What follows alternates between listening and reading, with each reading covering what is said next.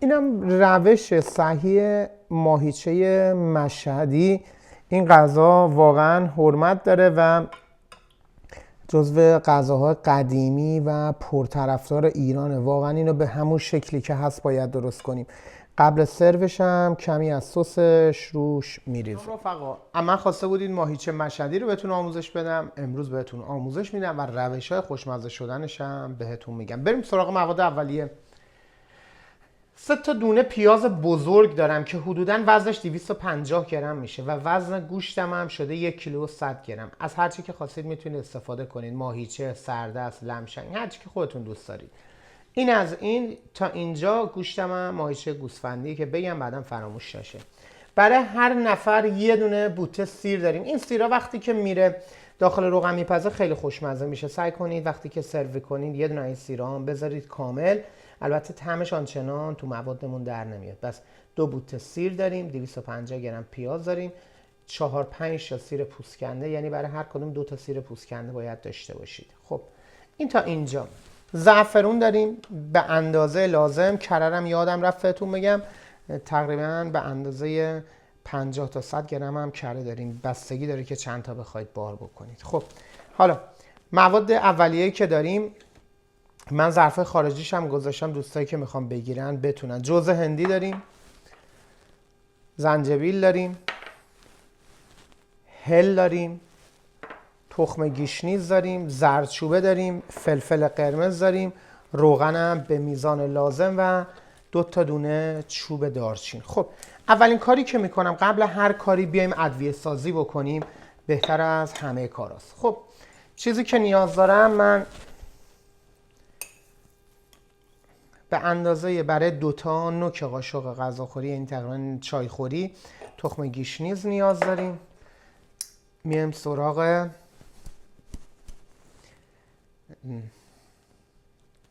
اینم تقریبا اینم از جوز هندی. فقط زیاد جوز رو نریزید، اصلا زیادیش هم خوب نیستش. ببینید انقدر نوک قاشق چایخوری جوز هندی، چون اینا باید نفوذ بکنه داخل اینا دیپ فرای میشن تو روغن، یه مقداری سخت هم میگیرن. و زنجبیل هم طعم خیلی قالبی داره. اینم به همون اندازه زنجبیل بهش اضافه میکنیم. اینم زنجبیله. خب پودر هل میخوایم. اگه اینا رو نداشتید میتونید درستش هم داشته باشید میتونید داخلش بندازید. پودر هلم با قاشق بهتون میگم، اینم از پودر هل. اینم تقریبا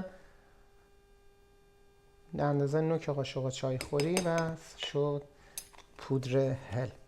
حالا این تا این مرحله که پیش رفتیم میایم باقی چیزا رو هم میریزیم دیگه همینجا. زردچوبه میخوایم به اندازه نصف قاشق چایخوری پر. فلفل قرمز میخوایم. من فلفل سیاه نزدم که رنگش رو خراب بکنم. اینم فلفل قرمز، فلفل من تنده، نوک قاشق چایخوری فلفل قرمز و نمکم آخر سر بهش اضافه میکنیم. تو این مرحله بهش نمک اضافه نمی کنم. حالا یه مقدار اینو میتابونیم که تخم گیشنیزامون خرد بشه. این از این خیلی راحت. ادویه هم اصلا عطرش آدمو دیوونه میکنه. این از این کار زیاد سختی نیست. فقط یه مطلبی رو در مورد پیاز بهتون بگم. میام سراغ پیازا رو هم سعی کنید که خلالیای درشت بکنید که بعداً بتونیم جمعش کنیم، صافش کنیم و ازش استفاده کنیم. ببینید ضخامتش به این اندازه باشه. پس پیازا من اوسط نصف میکنم و خلالی درشت میکنم به این شکل. چرا؟ چون قرار زمان زیادی داخل روغن بمونه. این از این. حالا میام سراغ سیرامون. این سیرایی رو هم که داشتم برای اینکه طعم دهی بیشتری داشته باشه، اونا با پوست طعمش آنچنان در نمیاد و فقط سمبولیکه. این از این. سیرا رو هم اوسط نصف میکنم. حالا میرم روغن و ظرف رو میارم تا مراحل دیگه رو بهتون آموزش بدم. پیازامون رو خوردش کردم، کف قابلمه ریختم. ببینید پیازام درشته، کف باید کاملا پوشیده شه. حالا اگه ظرف صنعتی هم دارید که دست خوش. این از این پیازا رو میندازیم اینجا و حالا نمک هم سلیقه‌ایه دیگه، میتونید تو همین مرحله بهش نمک رو بزنید. نمک هم اضافه میکنم. نمک هم به میزان لازم، به اندازه که فکر میکنید نمک میخواد، چون یه مقداری بیشتر از حد معمول این روش نمک میبره. خب این از این و میام سراغ ماهیچه ها. این ماهیچه رو میذارم اینجا. البته یه مقداری درشته، یه استرالیا کارشون بهتر از این نمیشه. خب این از این. اینا رو میذارم کنار هم دیگه و سعی میکنم این قسمت ها رو با پیاز پر کنم. سیرم هم تو 2 تا قسمت میذارم. اینم از سیر و پیازا رو سعی میکنم روش بریزم. این از پیازا، میبینید خیلی پر پیازه. حالا این پیازا کاراملی میشه داخلش میمونه و خیلی خوشمزه و خوشخوراک میشه. کررم تو همین مرحله بهش اضافه میکنم. بذارید پیازم کامل بشه. پیازم بهتون گفتم برای هر 1 کیلو 250 گرم پیاز میخواد. حالا خیلی هم موقع آوردن سرو میکنن و خیلی هم مثلا این روش رو به عشق این پیازاش میخورن که این پیاز کاراملی ها هم داشته باشه. این از این. کارمون تا اینجا خوب پیش رفته. چوب دارچین رو میندازم و زعفرون داشتم یه مقداری. اینم از زعفرون. دیگه نیازی به دم کردن نداره زعفرون یه مقداری بهش میزنیم و کفایت میکنه، چون قراره اینا کامل بجوشه. حالا ادویه ها رو هم اضافه میکنیم. این رفتیم دیگه برای بار کردنش. حالا باید روغن رو بهش اضافه کنیم. ببینید روغن میزانش خیلی زیاده. بعضیا میگن او مای گاد این رفتش داخل روغن همش. بله این تقریبا دیپ فرای میشه. این از روغن، میبینید چقدر روغن گرفته. حالا این تا اینجا کار. ادویه ها هم خوب ساختم و چون بوش دیگه کاملا تا اینجا داره میاد، میدونم چی کار کردم. حالا کاری که میکنه این آب باعث میشه که یه مقداری سریعتر بپزه. این آب همش تو چند ساعت تبخیر میشه و چیزی که باقی میمونه روغن. اینا داخل روغن پخته میشه. خب حالا اینو میذارم روی گاز. وقتی که قل خورد، همین که قل خورد شروع کرد جوشیدن، شعله رو دیگه سوزنی میکنم. میذارم به مدت 5-6 ساعت بمونه و جا بیفته. اینم جزو اون غذاهای خوشمزه و حرفه‌ای هستش که همه دوستش دارن. البته این از این. غذامون آماده است. در مورد لمشنگ درست کردن، سردست درست کردن، باید از اول برنامه ریزی کنی وقتی که اصلا غذات پخت چه شکلی قراره بشه. ماهیچه رو من تو بالا فکر میکنم 5-6 تا ماهیچه تا حالا آموزش دادم. ماهیچه رو اولین کاری که میکنی لبه های قسمت پایینش رو میبرید، مفصل رو از استخون جدا میکنید. وقتی که پخت خوشگل و توپل خودش رو بکشه بالا. اما بر اثر پختن اگه رهاش بکنیم بخواد بپزه، چه اتفاقی براش میفته؟ دفرمه میشه، شکل شمایلش خیلی بد میشه. این غذا رو من اینجا برای خارجی غذا آشپزی کردم.